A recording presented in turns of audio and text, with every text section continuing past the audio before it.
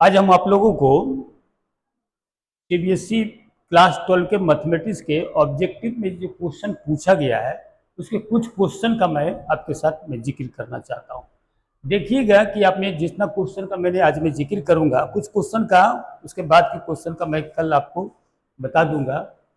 तो देखिएगा उसमें कौन कौन सा ठीक हो रहा है आपका, कितने मार्क्स हमारा बन रहा है, उस पर से जरा सा ध्यान दीजिएगा। ठीक है, चलिए स्टार्ट करते हैं। देखिए ये क्वेश्चन नंबर फर्स्ट है। तो यहाँ पर से देखिए ये मेरा रिलेशन दिया हुआ है और कह रहा है कि ए का वैल्यू फाइंड आउट करिए। ए का वैल्यू फाइंड आउट करने के लिए डिनोमिनेटर में जो फंक्शन है बी स्क्वायर प्लस सी स्क्वायर एक्स स्क्वायर है, उसको पहले आप पुट करिए। तो पुट करिएगा तो एक्स स्क्वायर का हमारे पास डिफ्रेंशिएशन ऊपर में फाइंड आउट हो जाएगा। तो देखिए चलिए पुट करते हैं। Put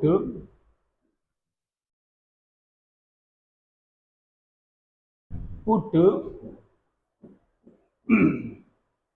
B square plus C square X square equal to Y मान लीजिए। ठीक है, देखिए ये तो बी स्क्वायर कॉन्स्टेंट हो गया, ये तो जीरो, इसका डिफ्रेंशिएशन जीरो। ये सी स्क्वायर है, रहने दीजिए। एक्स स्क्वायर का क्या लिखिएगा, 2x dx equal to D Y के। ठीक है, डी वाई। अब देखिए ऊपर में क्या है हमारे पास, एक्स डी एक्स। तो एक्स डी एक्स यहाँ से आप निकाल लीजिए।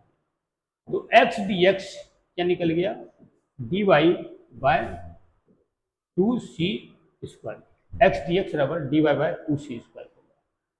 अब चलिए देखिए integration of 3a x d x की जगह पर d y by 2c square x d x की जगह पर हमने रख दिया d Y by 2c square. अब बी स्क्वायर प्लस सी स्क्वायर की जगह पर वाई माने हुए हैं, तो ये वाई हो गया इक्वल टू दिया हुआ है ए लॉग बी स्क्वायर प्लस सी स्क्वायर एक्स स्क्वायर प्लस ये कांस्टेंट है, इसको बाहर निकाल लीजिए। 3a बाय 2c स्क्वायर बच गया क्या, डी वाई बटे Y equal to A log B square plus C square X square plus K. ठीक है, इतना काम। आगे देखिए यहां से, अच्छा तो ये काम हो जाएगा 3a बाय 2c स्क्वायर। देखो y है, इसका डिफ्रेंशिएशन ऊपर में मौजूद है, ये हो जाएगा लॉग y के equal to a log B square plus C square X square plus के।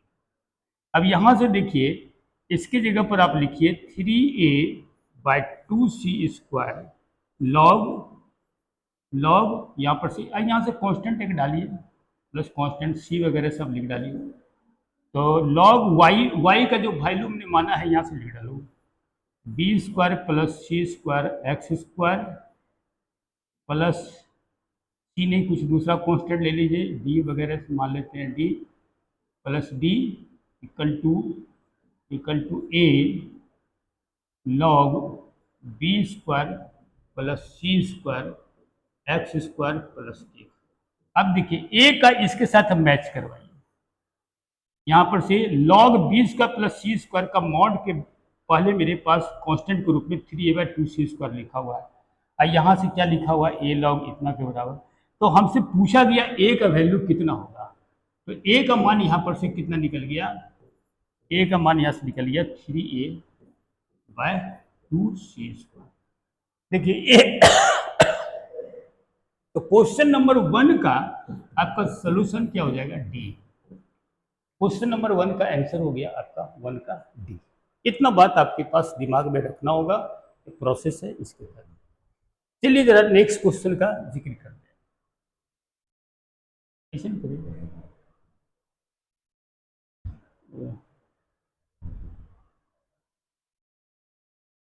देखिए नेक्स्ट क्वेश्चन में क्या है, value of -1 to 1 x cube x square plus 2 mod x plus 1 D x.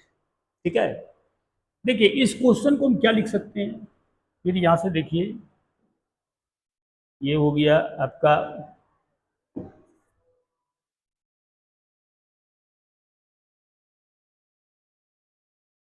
ये हो गया -1 एक्स क्यू है बाई एक्स स्क्वायर है, तो इसको हम क्या लिख सकते हैं, मॉड एक्स का होल स्क्वायर।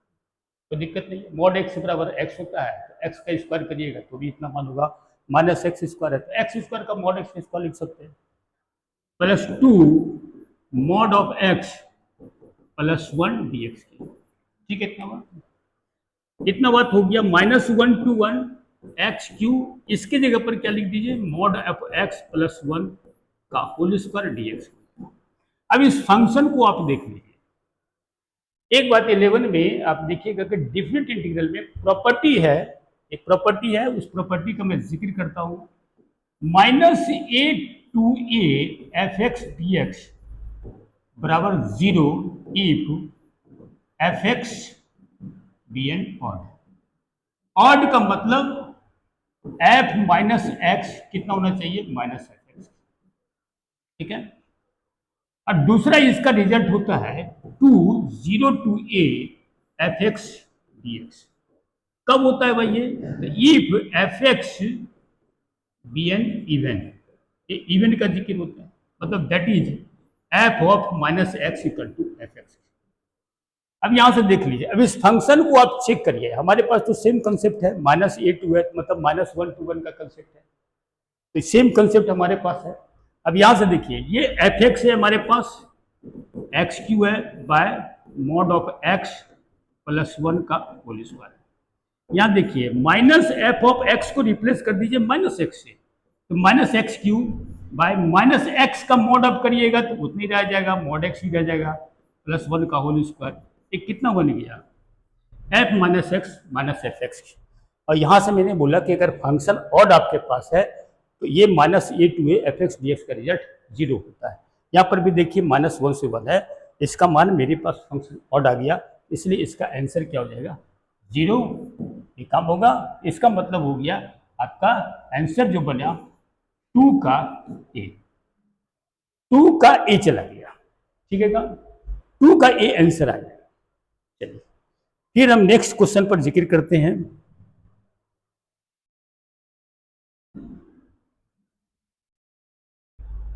क्वेश्चन नंबर 3 देखिए, एरिया कहता है कि bounded by the curve y बराबर x मॉड x के, x एक्सिस है, एक कोऑर्डिनेट मेरे पास x बराबर -1 है, दूसरा x बराबर 1 है। ठीक है, ये ऑर्डिनेट आपको बनाना है। देखिए एक काम यहां से करिए, देखिए ये वो एक कंसेप्ट है हमारे पास कि मॉड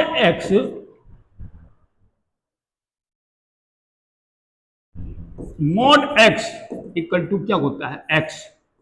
कब होता है भाई, जब इफ x का वैल्यू 0 से बड़ा, -x इफ x का मान 0 से छोटा। ठीक है, कर्व मेरा दिया हुआ था x मॉड x। अब यहां से देखिए इसके हिसाब से मॉड x इंटू एक्स, एक काम ये निकल गया, मिला करके x² कब होगा भाई, जब x का मान 0 से बड़ा, इतना काम हो गया। फिर देखिए मॉड x बराबर कितना है, -x है, तो -x लिखेंगे तो x into x, -x into x निकल जाएगा, तो -x² इफ x का मान 0 से छोटा। अब देखिए दो कंसेप्ट आया आपके पास, y बराबर x², तो देखिए ये y बराबर x² आ गया, तो इसका ग्राफ कैसे बनाइएगा, इस तरह से y बराबर -x² है, एक काम यहां पर से, तो ग्राफ ये y बराबर x मॉड x का जो फंक्शन आ गया, ये काम यहां पर से टोटल ग्राफ इसका ये काम आ जाएगा x मॉड x। अब कहता है इसका इंटीग्रेशन x बराबर -1 से 1 पर निकालिए, x बराबर -1 यहां पर चले जाइए, आप यहां पर दे दीजिए, x का मान +1 है, यहां से निकालिए 0 से 1, ये x बराबर 1, ये x का मान -1। इंटीग्रेशन देखिए क्या निकलेगा, एरिया कौन सा निकला, ये वाला पार्ट, और हमारा ये वाला पार्ट, ये वाला पार्ट देखिए सिमेट्रिकल है कि नहीं है। 2 लगा के काम चलाइए या इसमें नीचे में मॉडल लेकर के काम चलाइए, दोनों तरीका से काम बना सकते हैं आप। इंटीग्रेशन निकालिए एक ऊपर वाला पार्ट का, 0 से 1 और y बराबर यहाँ से क्या निकल जाएगा, x² dx, इसका मान क्या निकल गया, x³/3। आइए 0 से 1 है तो 1/3 ये निकल गया, अब यहां से देखिए, चूंकि ये वाला पार्ट इसका सिमेट्रिकल है काम, तो यहाँ पर से 2 लिख करके काम चलाइए, तो 2 लिख दीजिए यहाँ से, तो 2 इंटू 1/3, तो मिला करके आंसर क्या जाएगा 2/3। या नहीं तो आप दूसरे तरीका से -1 to 0 डालिए। देखिए मैं कुछ काम को इधर भी समझा देता हूँ। जैसे सपोज करिए कि इसका एरिया A1 है, इसका एरिया A2 है, तो A2 है तो इसका कंसेप्ट आपके पास चला जाएगा -1 to 0, और इसमें मॉड डालना पड़ेगा, तो मॉड ऑफ fx dx करिए, ठीक है। अब निकाल लीजिएगा तो इसका भी एरिया आपके पास 1/3 निकलेगा, तो 1/3 मिला करके 2/3। तो ये आंसर आपका थर्ड का जो आंसर आपके पास होगा वो थर्ड का सी, ठीक है, ठीक है। चलिए नेक्स्ट क्वेश्चन नंबर 4 का जिक्र करते हैं। देखिए integrating factor of the differential equation are dx बटे dy है। चलिए ये तो बहुत ही आसान प्रॉब्लम है। देखिए इंटीग्रेटिंग फैक्टर का जो फॉर्म होता है हमारे पास, जैसे dx बाय dy है,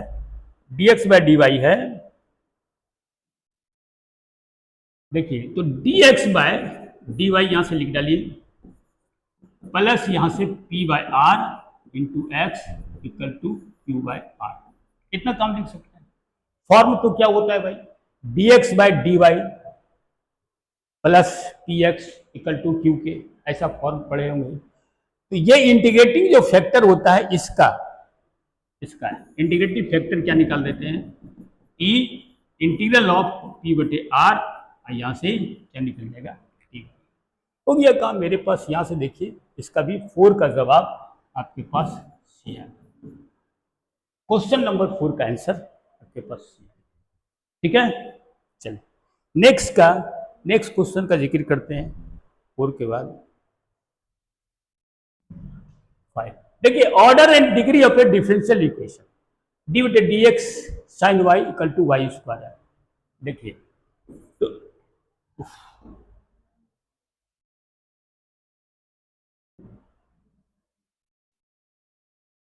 D y d x sine y equal to y square है। इसको डिफ्रेंशिएट करिए, पहले इसको पहले कर दीजिए d y d y sine y, और यहां से क्या निकल जाएगा d Y by D x equal to y. Y के रिस्पेक्ट पर डिफ्रेंशिएट करिएगा तो cos Y into D Y by D X Y square. यहां से देखिए इसका भी एक बार डिफ्रेंशिएशन है, एक बार डेरिवेटिव्स है ऑर्डर 1, तो हाईएस्ट ऑर्डर डेरिवेटिव्स का रेस्ट टू द पावर वो डिग्री बताता है, इसके ऊपर में भी पावर 1 है, इसलिए इसमें भी ऑर्डर 1 निकल गया और डिग्री आपका कितना निकल गया 1। तो आंसर आपका इसका 5 का ये आंसर। चलिए ये भी क्वेश्चन ज्यादा कठिन नहीं था, 5 का ए काम हो गया। चलिए नेक्स्ट क्वेश्चन का जिक्र करते हैं।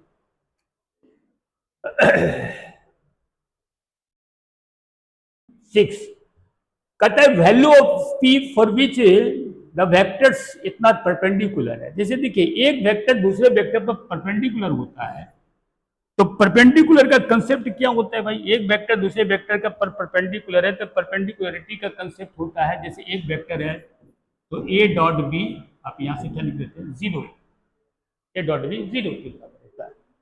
अब ए बराबर इतना मान लीजिए तो ये दोनों का डॉट कर दीजिए, तो i plus 2j plus 3k dot 2i minus pj plus k equal to 0। तो दैट इज यहां पर से देखिए 1 इंटू 2 कितना निकल जाएगा 2 इंटू पी तो 2p, 3 इंटू 1 तो 3 बराबर क्या निकल गया 0, इतना काम हो जाएगा। तो 5 माइनस 2p इक्वल टू 0, तो p का वैल्यू क्या निकल गया 5/2। फिर इसमें से देखिए 6 का जवाब आपके पास हो गया C। ठीक है काम, चलिए कोई दिक्कत नहीं, आगे देखिए नेक्स्ट।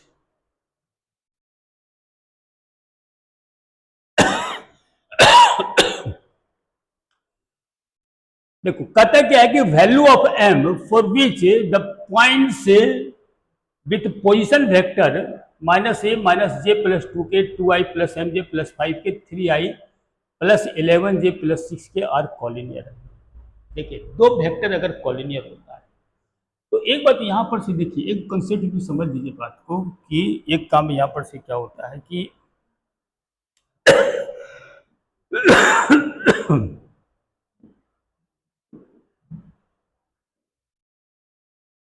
कॉलिनियर होता है। जैसे देखो ए इक्वल टू, जैसे मान लो कि हमने वेक्टर एक ले लिया a1i plus a2j plus a3k, B बराबर हमने ले लिया b1i plus b2j plus b3k। दो वेक्टर अगर कॉलिनियर अगर होता है तो ऐसे करके भी हम लोग लिखते हैं कि एक वेक्टर दूसरे वेक्टर का स्केलर मल्टीपल होता है, या नहीं तो देखिए इसका जो स्केलर कंपोनेंट होता है वो प्रोपोर्शनल करता है, a2/b2 इक्वल टू a3/b3। एक ये भी कंसेप्ट हमारे पास। तो अब यहां से ले लीजिए काम, यहां से काम को क्या ले लीजिए, देखिए एक वेक्टर यहां पर से है, इसको मान लीजिए कि a के बराबर यहां से ले लीजिए, तो a बराबर वेक्टर यहां से मान लीजिए -i-j अब +2k। b बराबर यहां से ले लीजिए 2i plus mj plus 5k, और वेक्टर सी हमारे पास है 3i plus 11j plus 6k। दो वेक्टर पहले बनाइए, आपको यहाँ से तीन तीन वेक्टर दिया हुआ, पहले दो का जिक्र कर लीजिए। तो दो का जिक्र करने के लिए पहले हम क्या करते हैं, देखो बिना आई वाले को एक जगह में लिख दिया, ठीक है, अरे सॉरी बिना एम वाले को एक जगह कर दीजिए। जैसे ए सी निकाल लिए वेक्टर, ए सी वेक्टर निकालिएगा तो इतना माइनस इतना, तो ये काम कितना निकल जाएगा 4i, और एक काम क्या निकल जाएगा 12j, और ये मान 6 में से 2 चला गया 4k। तो चेक कर लेते हैं एक बार, ए सी 3 + 1 है ना, 4i 11 + 1 12j, और 6 में से 2 चला गया, चलिए ठीक है।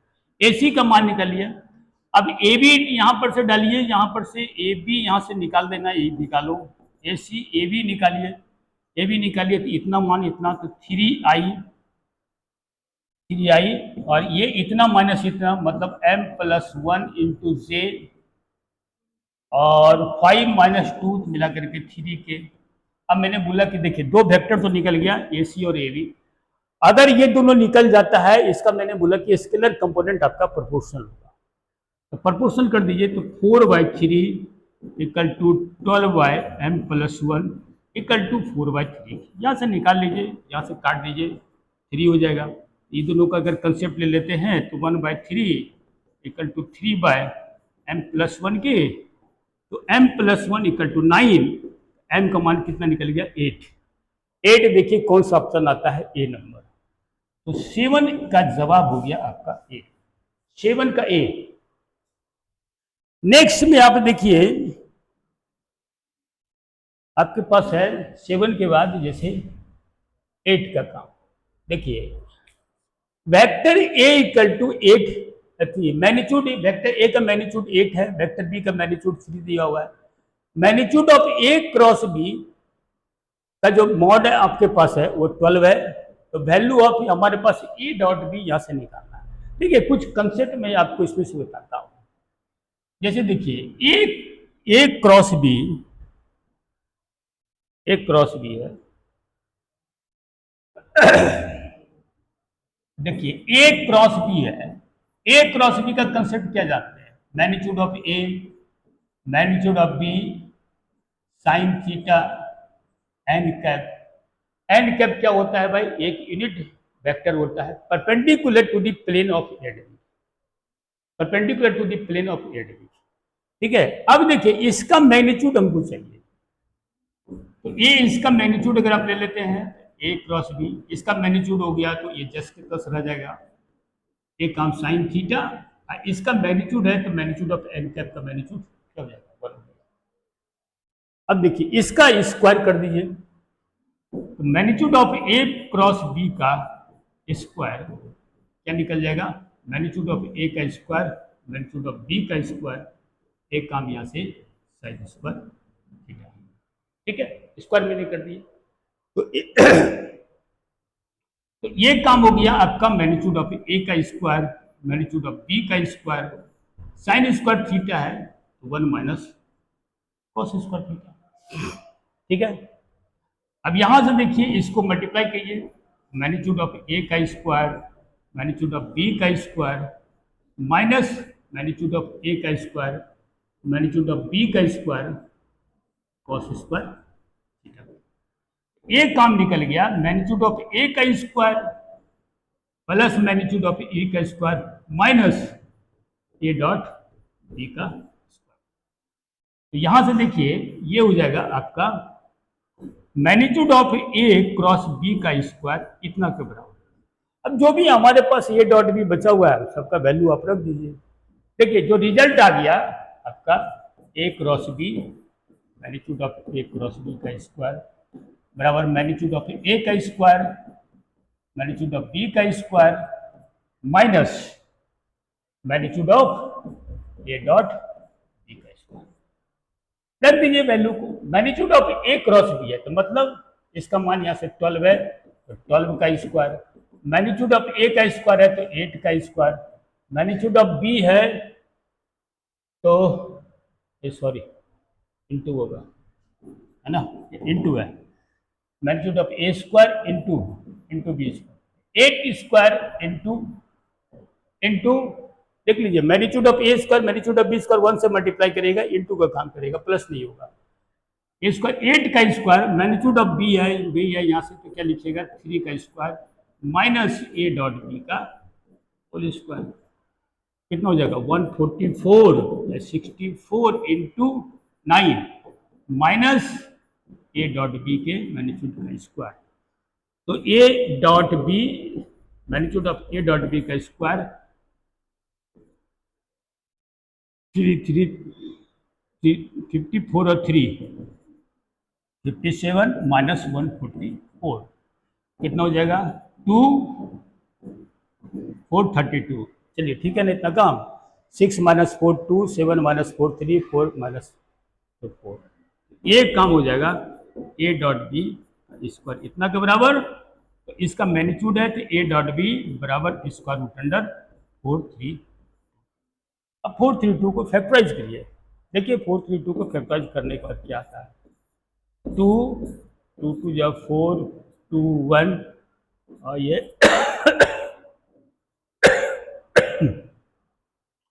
6 हो गया।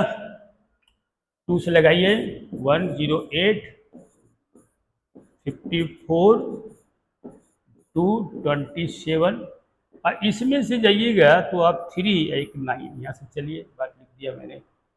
ये काम हो गया आपका ये 16 हो गया इंटू 9 इंटू 3 16 इंटू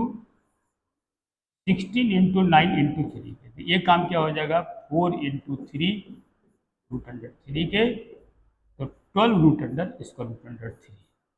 तो magnitude of A dot B ये निकल गया 12 इसका रूट ऑफ 3।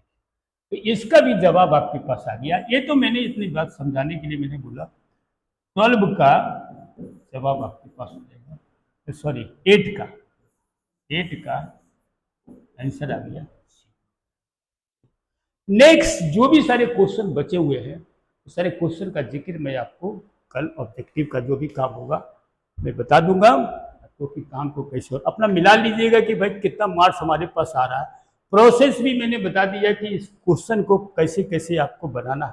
कुछ काम को हमको जो जरूरी लगा कि ये काम हमको कर लेना है, ठीक है। इसके बाद ऐसे ऐसे क्वेश्चन का सॉल्यूशन कैसे बनेगा इस बात को मैंने भी यहाँ पर से जिक्र कर दिया है। ठीक है बच्चों, अपना ध्यान दे करके पढ़ते रहिए।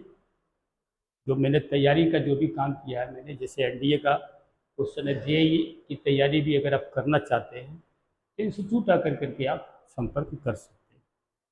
ठीक है बच्चों, पढ़ते रहिए, मन लगा करके।